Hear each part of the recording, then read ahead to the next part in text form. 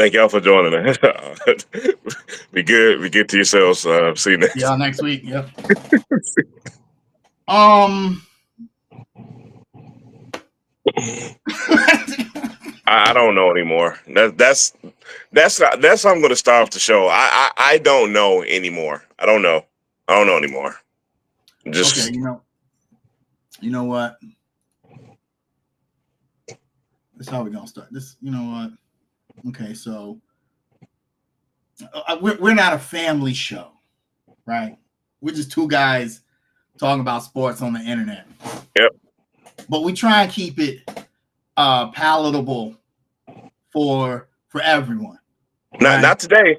Not today, buddy. Not today. Not today. You're gonna hear some language. Okay, so if you just got out of church, right, which is better than I should have gone to church instead of watching these motherfuckers play. But Yeah. if Yes. you just got home from church, just know you're gonna hear. If you are in the car with your mom right now, just tell your mom, close the ears.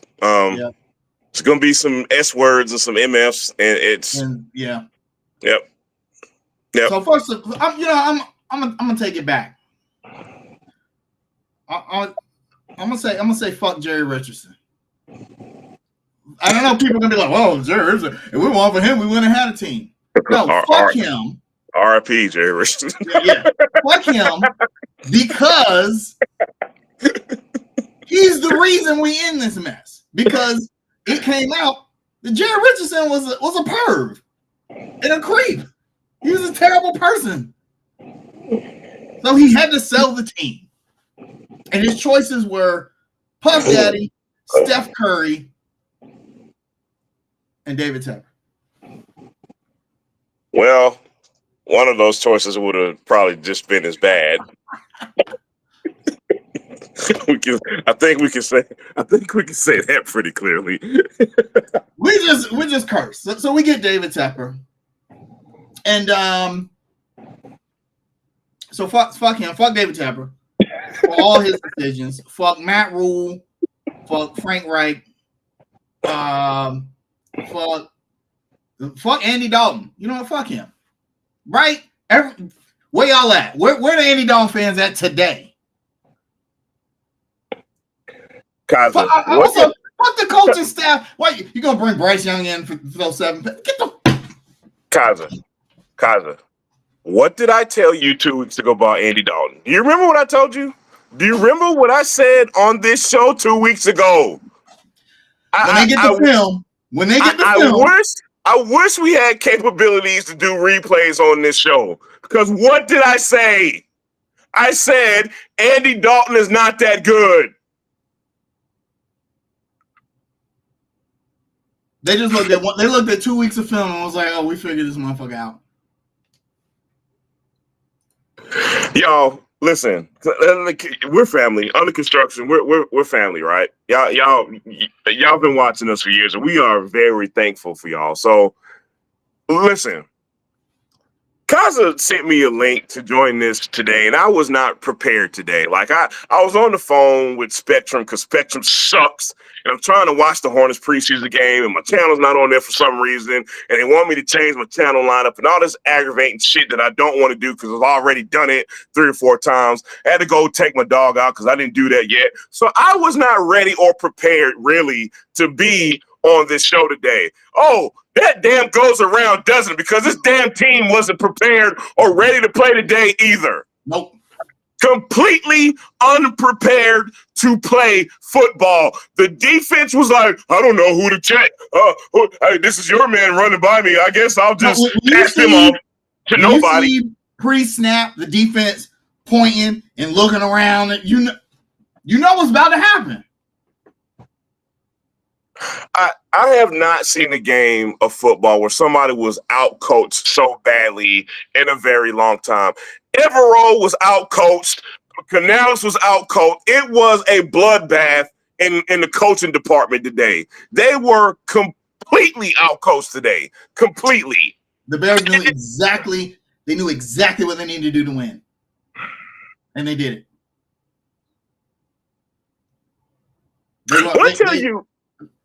Hey, listen, man. I guess at some point in this show we'll get to some real analysis. Maybe we will, maybe we won't. But here's the Well, analysis for y'all. Here's the for a real analysis for football y'all. team, we might give some Right, real analysis, but right. But here's some analysis for your ass. Nothing worked today. Nothing. the running Nothing game. worked. They could run the ball, but Not sustainable, right?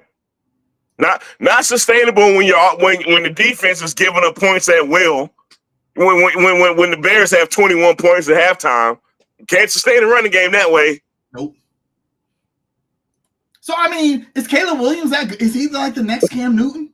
And you look like you said, you look like damn Warren Moon today.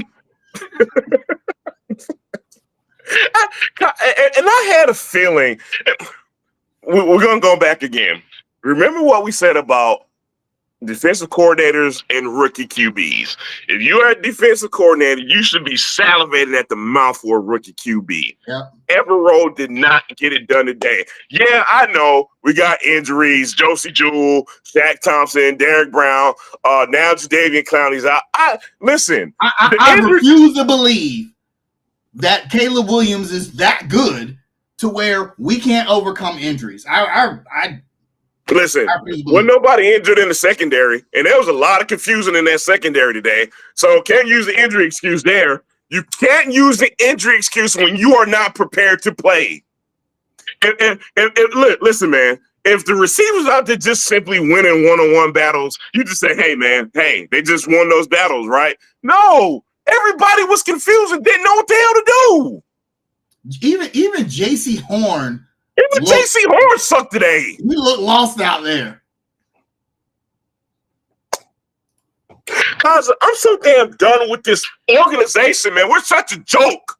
I'm tired.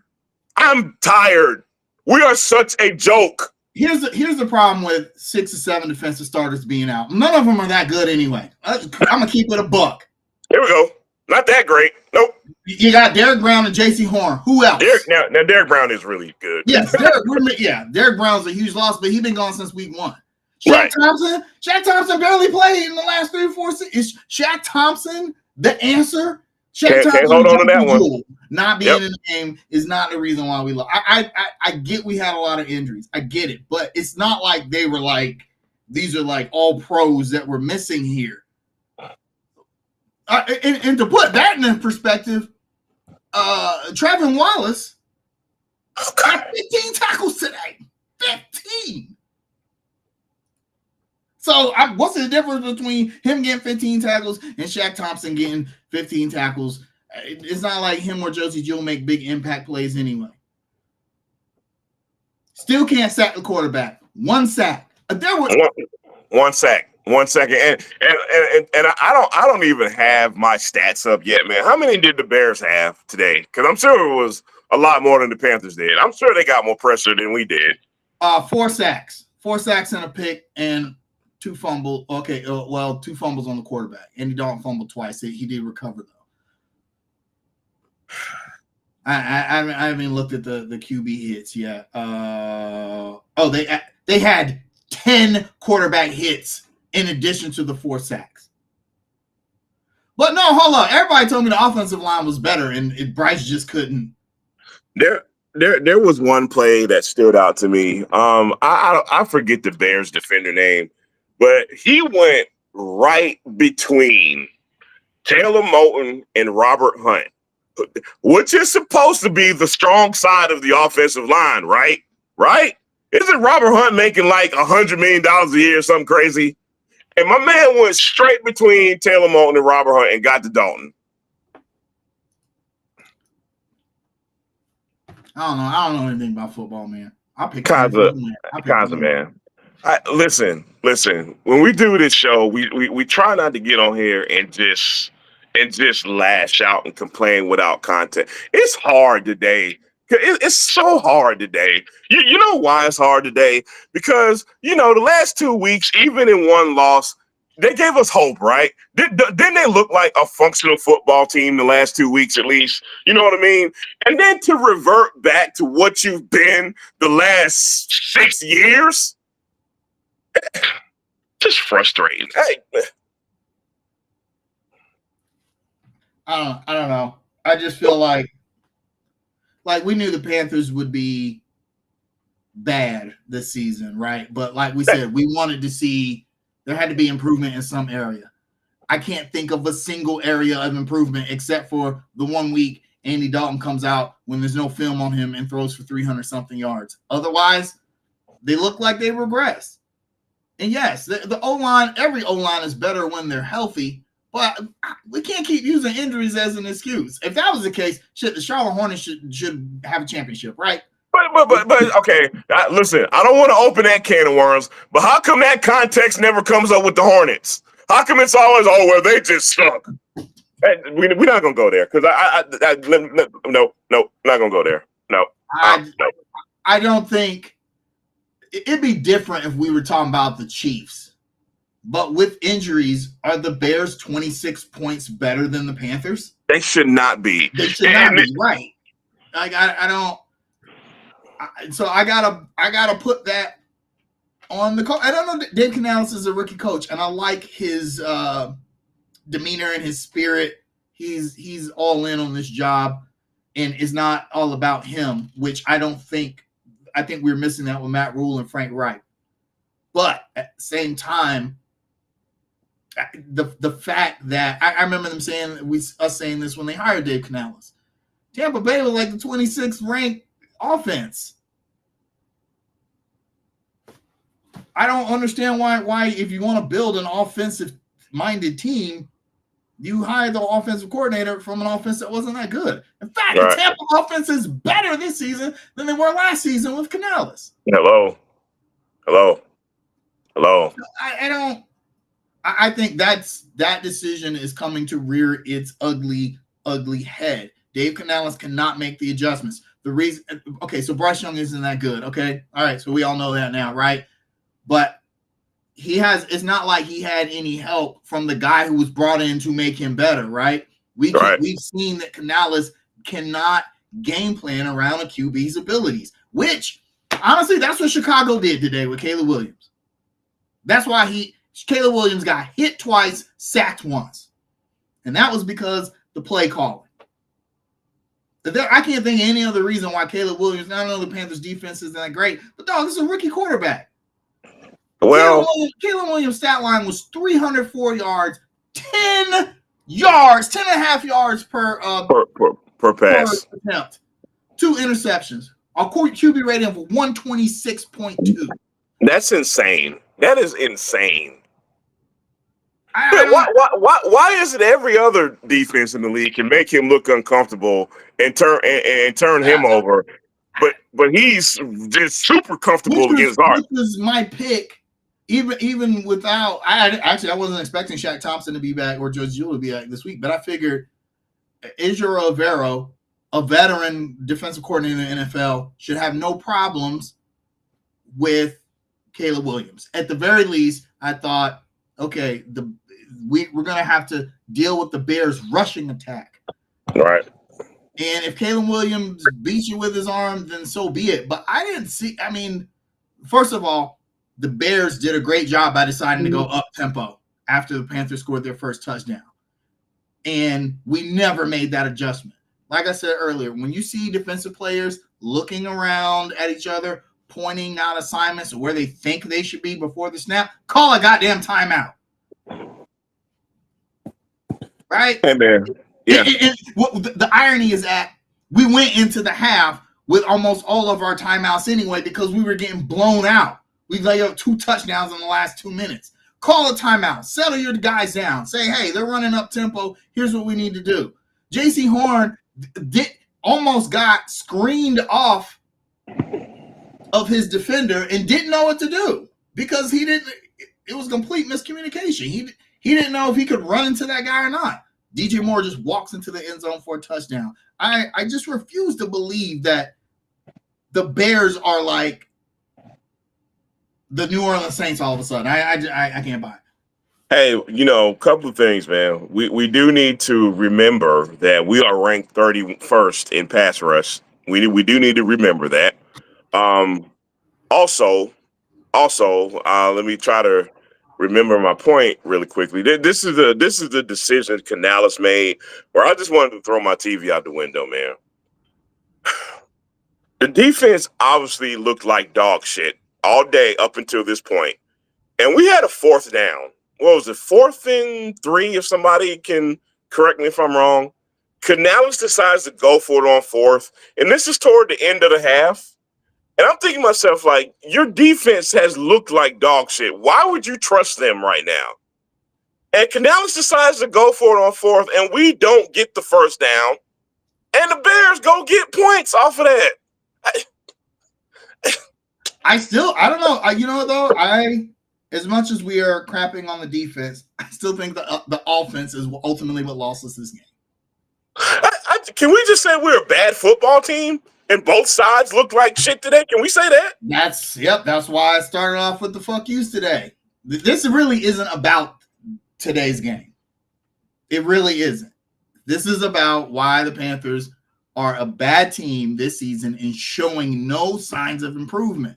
If you are a bad team, we knew the Panthers were going to be bad coming to the season. We knew they wouldn't win any more than 5 games would be like, oh my God, they won 5 games. They only won 2 last season, right? All right.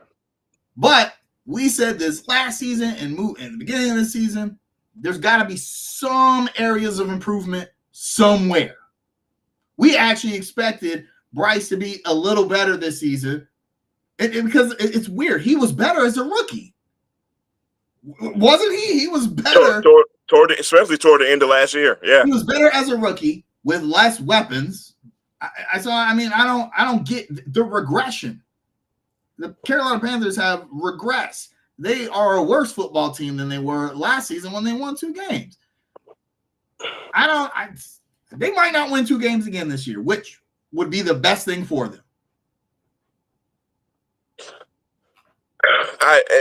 But it just brings the point that I made at the beginning of the show, man. Like you said, it's more so not all about today.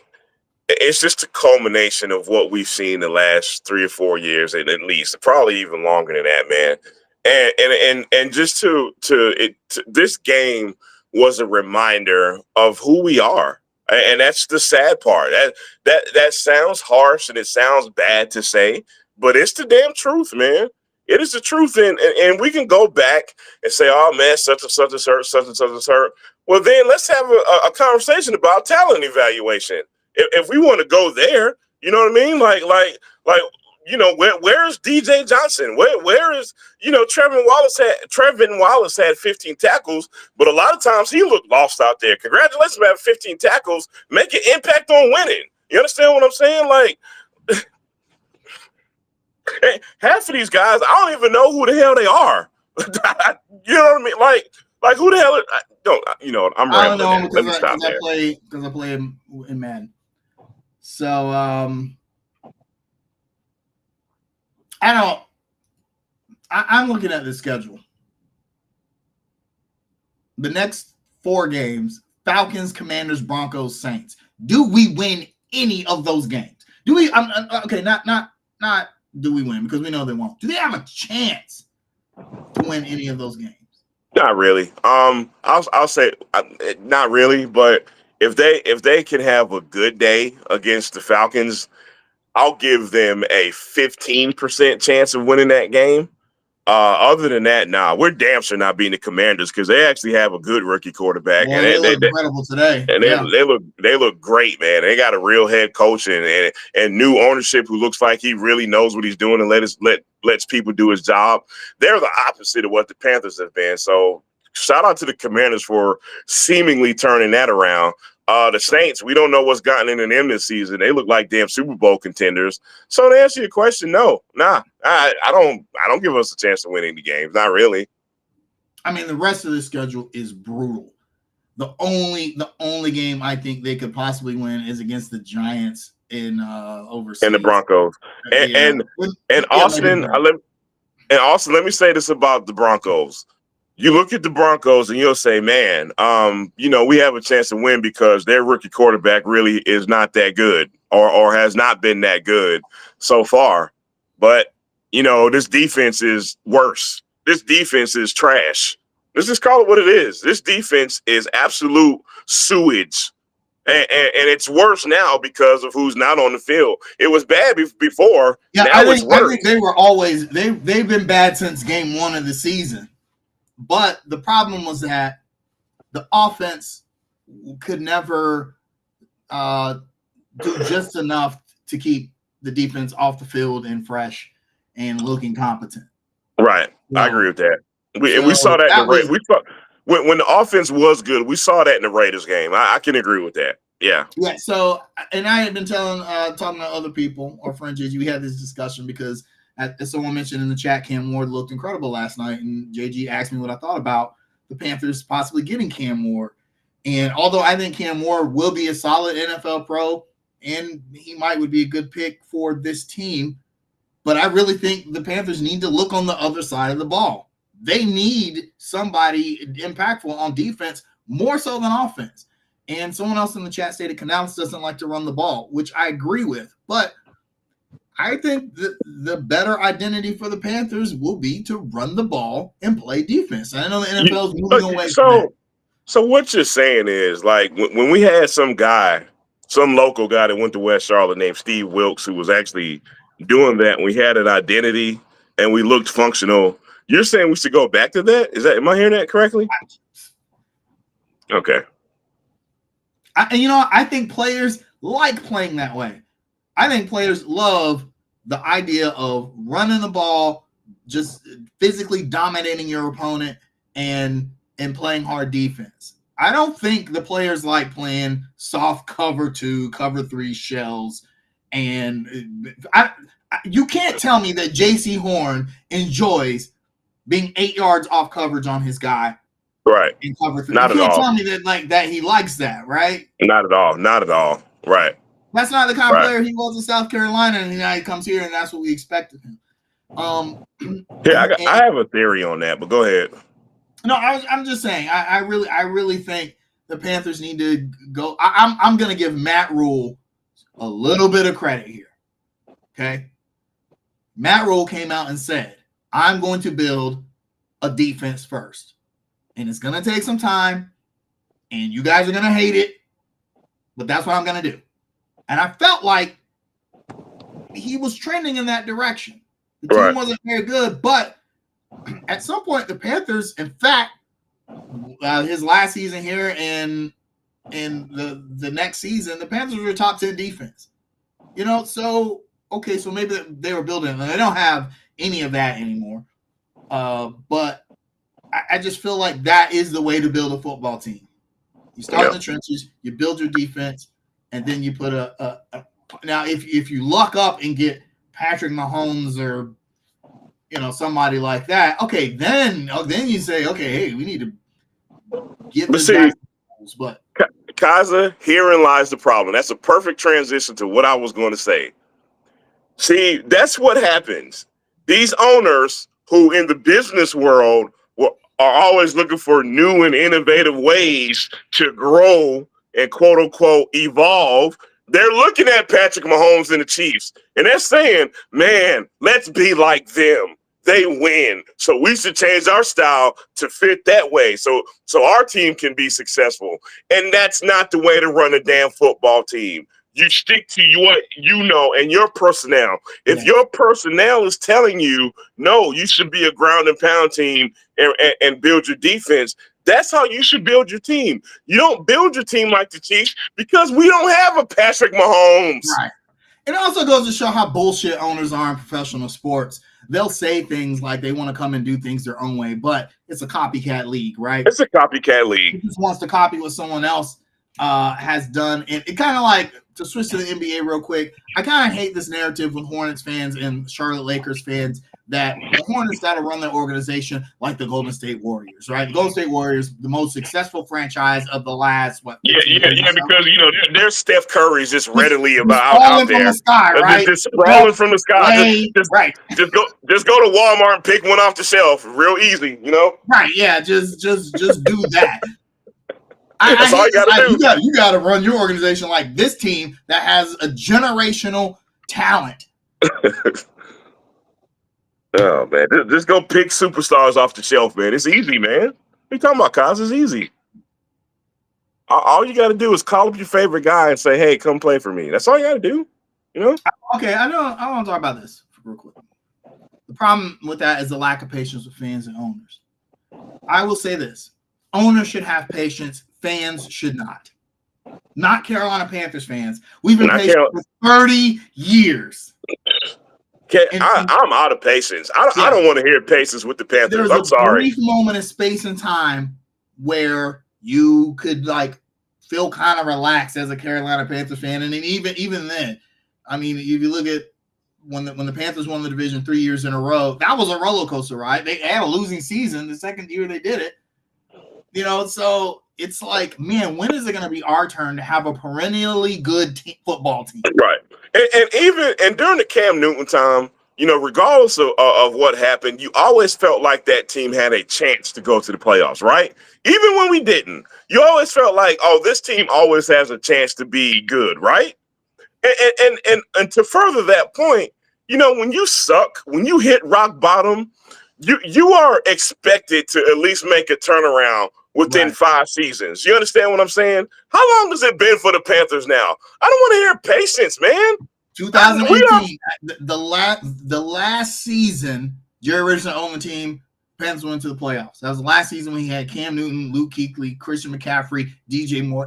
Doesn't it just feel stupid to say that at one time we had Cam Newton, Luke Kuechly, Christian McCaffrey, and DJ Moore all on the same team, and we went to the playoffs because it feels like it's not going to happen again. You understand what I'm saying? Again. And here's the thing, man. You know, after the Jerry Richardson era and the Matt Rule era, we've just been flatlining. There hasn't been. There's nowhere on the EKG machine where we've sold a pulse. We've never sold a pulse. This is to go back to this. The lack of patience with David Tepper is why the Panthers are where they are. Absolutely. Like he's looking at it like a corporation. So those of you guys that work in corporate America know if your corporation hires a new executive, CIO, CEO, CTO, whatever, that person has a very, very small amount of time to make a large impact on the company. When I say large impact, I mean money, literal money, right? Money, yeah. If that person doesn't make that impact, they're gone in like a year. I mean, I don't know how many CIOs and CTOs I've been through in the company I work for the last 2 years. I think we've gone through 6, right? Yep. So that's how he's looking at it. Well, I hired you to do this job and you're not doing it, so get out of here without giving them time. And I'm like I said, I hate to be fair to Matt Rule because I don't think he was the best man for the job, but you know, he did say it was going to take time. He realized how bad the team was because we didn't have anybody that we had before. He didn't have Luke Kuechly. He didn't have Cam. He still had DJ Moore. Right. And CMC, but he was like, hey, look, it's going to take some time. And David Tepper, even though I can't remember what Matt Rule's initial deal was. It was like 5 years or 7 years. Yeah. It was a long time, right? 7, I think. Yeah. Yeah, which indicated, okay, maybe he's going to give him some time, but he didn't. He's just like, okay, bring in the next guy. Bring in the next coach, offensive coordinator, defensive coordinator. So, and we've been doing that for 6 years now. Let me ask you a question, man. Why were the San Antonio Spurs so good in their heyday? Answer that question for me. Boy, there's a lot of answers, but really consistency. Thank you. And they had a system. They drafted the San Antonio Spurs were never a copycat team. They didn't look at Chicago or New York and say, let's do it. Pop had a system. That's why he's able to draft a guy like Kawhi Leonard with the 15th pick and have this guy be as good as he was. Manu Ginobili, Tony Parker. Nobody knew those guys were going to be as good as they were except for the San Antonio Spurs. Okay, so I think you know why I asked you that. So I'm not going to ask you why do you think I asked you that because I think you know why. And so for the people out there who are wondering, like, what the hell are you talking about? Why are you talking about the San Antonio Spurs? Because they were considered the best organization probably in sports during that time. But you know why? You know what Greg Popovich said the reason why they were so good? They have an identity. They have a culture that they stuck with. And when they went to go draft those players, cause that you're talking about, to eliminate the guesswork, because when you draft, it is a lot of guesswork, right? Mm-hmm. Greg Popovich said to eliminate the guesswork, what we did, we found guys to fit our culture. So the culture was consistent. The players that they picked were consistent. They've always had what? Continuity, right? What have the Panthers not have the last 7 seasons? They've had no continuity whatsoever. We are the antithesis of the type of organization the Spurs were or the Patriots were. I mean, not to compare us to the Patriots in any way, but you guys get what I'm saying. We are the antithesis of what every good organization has been. That's my point. Yeah, and also, I know that the Spurs did get lucky and draft Tim Duncan. Although this narrative is false. They did not tank when Robinson got hurt. David Robinson, if I remember correctly, came back near the end of the season. If they were they're anti-tank organization. They're not built that way. Regardless, they did, they had David Robinson and Tim Duncan. Yep. Right? But they were a good team before, because they had David Robinson, right? Right. And then they got lucky and got Tim Duncan. But see, that's the thing. They won that one championship, and then David Robinson left. Now, that normally with most organizations would have been the end of that story, right? Right. But what they did was they said, well, we don't have David Robinson, one of the greatest centers of all time. But like you said, we do have an identity. We have a system we want to run. And they did that. I mean, and the fact that they were able to win championships like a decade plus after David Robinson left, I think is a testament to that. The fact they were able to draft Kawhi Leonard. And that's my point, because I don't want people to just look at that point and say, well, they had one of the greatest players there, which they did. The point is the model of consistency with which they ran their franchise. You understand? Like getting Tony Parker and Monty Ginobili in the late first round or second, whatever it was. You get the point. And the Panthers are just the antithesis of that, man. That's all. We've always been that. Like Jamal said, we had Cam and Luke. Should have gone to at least 2 Super Bowls. Never again. I don't know if that will happen again in our lifetime, where an NFL team has the best player on each side of the ball on the team at the same time. I can't remember when it happened before, and I can't remember since. I mean, that's like the last time something comes close is probably the 94 49ers when they had Steve Young and Deion Sanders. But they obviously didn't draft Deion Sanders, but yeah, that's the only example I can think of. Yeah, good point. What have the Spurs done since those players retired? Well, those players retired, and then this guy named Steph Curry won a bunch of championships. So there's that. Plus, the Spurs got 4 of them. You can't say anything. The Hornets, not even close. Not even like you don't even have a win in the second round. Can't sniff the jockstrap. Yeah. I mean, it's same with the Pittsburgh Steelers, right? Pittsburgh Steelers are known as the model of consistency in the league. They haven't won a championship in 10 years or so, but they got them, right? And to not get lost in this conversation is, every team has to have a bit of luck too. Let's not lose that in this conversation. You got to have some luck when you come to draft the people. There's that too. That's true. But I think in the NFL, teams can make their own luck with the fact that there's no lottery system, and that really in the first round, I'm not going to say easy. There's nothing easy about drafting, but you can find some really good talent from pick 1 to 32 in the first round, right? I mean, DJ Moore he was in the 20s, right? Yeah. Right? So 19, I believe. Maybe right. 19. Yeah. You pick the right guy at the right spot. In the right spot, and you'll be okay. And I think that in the NFL, the key to drafting is who's going to make the biggest impact on either side of the ball. That's why the Panthers drafted Luke Kuechly back when everyone booed in 2012 when we drafted him, because no one knew who he was, but the Panthers knew this guy's going to make an impact. This guy's special. An impact player. This And he guy's was, special. right? So that's if the Panthers do that this draft, then I think we'll start to see that slight improvement. You gotta have an impact player, whether it's Cam Ward or Travis Hunter or whoever. That's really what the Panthers need to do. But the regression is what's concerning this season on both sides of the ball.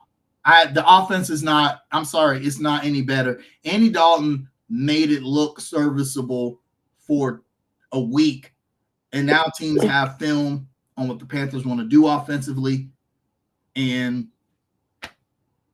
yeah, we've seen this before. Why are we on so many jet sweeps?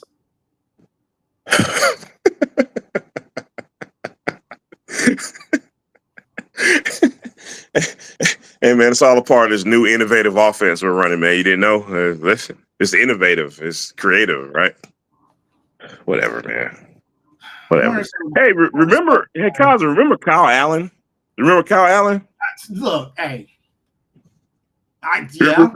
Remember Kyle Allen looked like the damn MVP for 2 weeks, and we was like, oh man, we don't need Cam Newton anymore. Got Kyle Allen.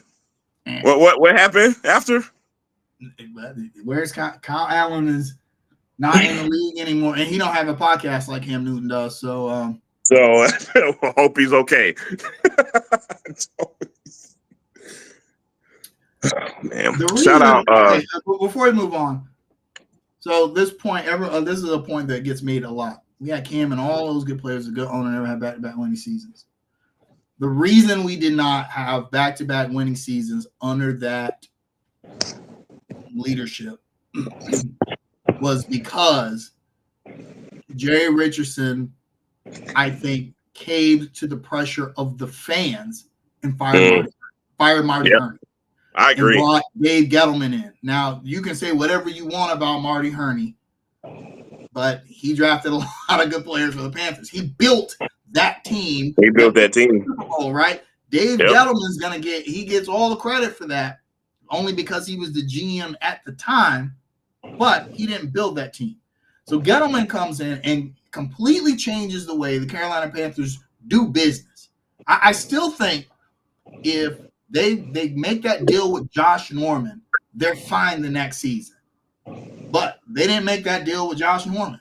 He's one of our best defensive players. The Panthers didn't have a great secondary. Our front seven was our strength. Josh Norman anchored the secondary.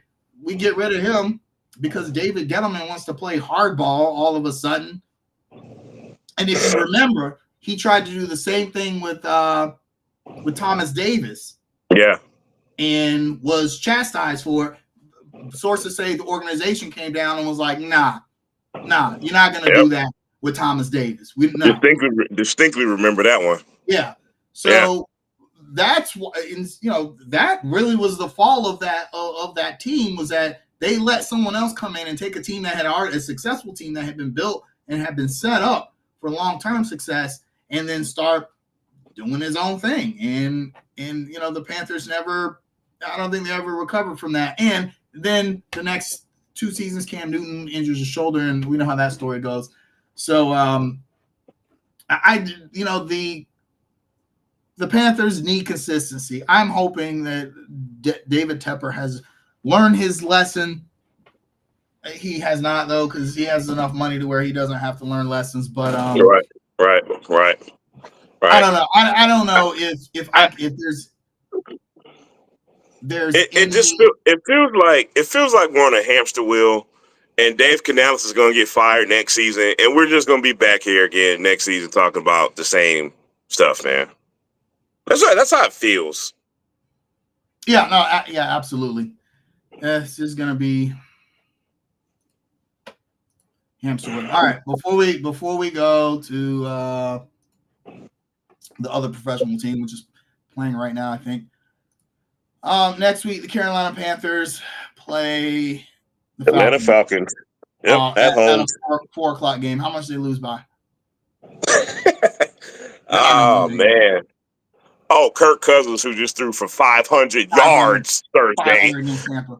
Yeah. So he'll throw for 600 Sunday. In all seriousness, man, I think we lose 36-21. I don't think they get 21 on the Falcons. I think the tape is out on Andy Dalton. I'm gonna say 35-10. Bryce It's Young not far fetched. gets a garbage time touchdown. Yep. How Nah, didn't that seem kind of insulting that Bryce Young even and yet somehow I wasn't mad at it. And for some reason I was just like, hey, why not? Like, whatever. Still a young dude. Hey man, throw him out there. Whatever. No harm, no foul, man. Who cares? Yeah, whatever. Just get it. Yeah. Yeah, whatever. I guess I don't understand why. Who cares, man? Doesn't matter. No, Does it? really doesn't. I would have rather had run the ball and got Chuba another 100-yard game. Yeah, that would have been nice. Just got there run the ball, bro. Yeah, but we don't have that kind of awareness, so whatever. Who's Jalen Coker? I don't know who the hell is that, man. All right, man. He led the team in receiving today. Yeah, 4 targets. Is there any offensive MVP today? Chuba Hubbard. Same. 13 carries, 97 yards, a touchdown, and a fumble though. Yeah, but, yeah. Defensive MVP. Really nobody deserves defensive MVP, but just for the sake of argument, man, I'll go Trevin Wallace, man. 15 tackles. Johnny Hecker. Man, average 50 yards a punt. Yeah, that's mine. Johnny Hecker's still the damn MVP after all these years, man. I mean, Eddie Pinheiro is missing kicks. I don't know. Hey, man, when your kicker missing kicks doesn't matter when you never get in the damn end zone anyway, so whatever. I actually agree with Prahlad here. Kirk Cousins might get 6 next week. He might, man. Probably. I wouldn't put it past him. I just think of it this way. The Saints put almost 50 on us week 1 when we were healthy. Yeah. Yep. We're not healthy now. All right. A bad defense is worse because the only 3 players they have that are any good are gone. Yeah. Kirk Cousins he about to eat. Yeah. That Bijan Robinson's not too bad either. Their running back's not that bad either. So he's pretty good. It's gonna be a bloodbath next week. So just prepare. Oh, it's a home game though. It's a home game. But against the Falcons, that means it's an away game. Yeah, I'm sure Atlanta will. Well, since Atlanta's actually winning this season, they'll travel for this game, unlike other seasons. But I digress. By the way, the Falcons' injury report is worse than the Panthers. They have more people out than. Yeah, it doesn't matter. It doesn't matter. It doesn't matter. Doesn't matter. These guys. All right, the Knicks are playing the Hornets right now. I don't think they've tipped off yet. Nah, not yet. Let's talk about these guys before we let you guys go to watch that game. This is the first preseason game. Do you have any real expectations out of this game? Nah. I just want to see if they have any type of different identity under Charles Lee. I just wonder if it's going to be visible in the preseason game. Let me ask you this. You and I, for the longest time, have always stated that Summer League does not matter. Right. I stand by that. I do still stand by that. Nobody, in fact, I don't think anybody in this chat right now can tell me who won the Summer League championship without looking it up because nobody really cares. But I will say this: Charles Lee coached in Summer League this year. Yeah, I thought that was cool. Yeah, something you don't see a lot is the head coach actually coaching the Summer League team. And I will say there was a difference in the Hornets this Summer League than previous Summer Leagues, in which the head coach being there, I think made a difference. They looked like they played with a little more. They look like they gave a damn. Is that what you want to say? Exactly. It didn't look like to them it wasn't just a Summer League game. Right. I'm hoping that some of that permeates down to the team, in the regular season, preseason. Right. The guys that we want to see play are probably not gonna play today. In fact, right now the starting lineup actually, LaMelo Ball is listed as a starter. They just tipped off. He's listed as a starter, so we might see might see some, some interesting stuff from them. I don't know. It's going to be interesting. I do think that Charles Lee will make a difference with this team, though. Yeah.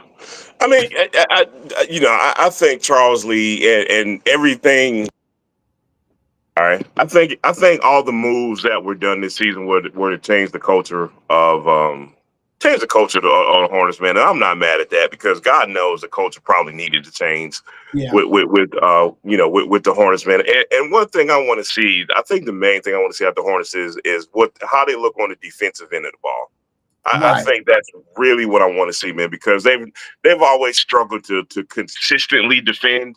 And I think if they can culturally change that, if Charles Lee can get them to buy into that, then we can see a pretty successful team, man. So I'll be looking for that in the preseason to see if you see them defend like they care in the preseason. Hopefully that permeates to the regular season. That's what I'm looking forward to. And I don't know why my damn TV is not showing the Hornets game right now. I'm getting pissed off. LaMelo Ball just scored, so what the hell? We're gonna win the championship, and it looks like he's wearing ankle braces. It looks like it. Thank God. So we're gonna have a championship parade. Finally, we're gonna win some games, win a championship, and then we can forget about the Carolina Panthers for a little while. Right. Yeah, I'm not even expecting like a win today, but they're up 5-0. Let's see how that holds. I want to see the energy. And in fact, I think we should end the show early today because so we can I don't like seeing Nick Richards start. I'll just leave it at that though. Yeah, same. But we'll have a lot more time to talk about that. So any shout outs real quick before we bounce? Shout at. I'm just gonna shout at them every week. Florida State, you are a fucking abomination of football. I just fire everybody. Shout out to UNCC football who put it on ECU yesterday. Good gracious, 55 points. ECU, y'all should be in. Good Lord, have mercy. So shout out to the UNCC 49ers, man. And that's probably all I got today, man. Oh, no, I got one more. Shout out. Hold up. Who works for UNCC football now? Oh, yeah. It's some guy named Steve Wilkes, advisor. Yeah. I got one more shout out, man. Shout out to my boy Gene Brown, who allowed me to DJ a record swap yesterday, which Kaiser, you did not come to. I ain't gonna get on you today, though. I want to go. I know you're old, man. It's all right, man. But shout out to my boy Gene Brown and the record swap that I was a part of yesterday. We had a ball, man. Great turnout, man. I was pleasantly surprised at the turnout. So yeah, shout out to Gene Brown and shout out to the rest of the DJs who participated. Yeah, shout outs. By the way, why is Josh Green starting? Anyway, shout out to you go ahead and book that one, bro. I'm telling you now. Yeah. Shout out to just the relief efforts for everything going on in Western Carolina right now. My heart goes out to the extreme loss of life and that's happened with the tragedy over the last week.